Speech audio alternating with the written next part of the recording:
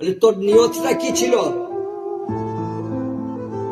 তো আমাদের নিয়তটা ঠিক করতে হবে, আমাদের নিয়তটা ঠিক করতে হবে যে আল্লাহকে রাজি করার জন্য আমি নামাজ পড়ছি। লোকে কি বলবে যদি নামাজ না পড়ি? বয়স হয়েছে এই জন্য নয়,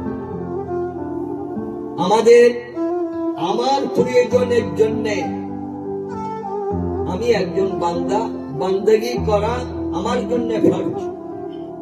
অতএব সেই সূত্রে আমাকে গোলামি কিনার করতে হবে। যার ভাগ্য ভালো কেবলমাত্র তিনি তিনার সন্ন্যাপন্ন, না হলে দেখবেন যতই বুঝান যতই বলেন ভালো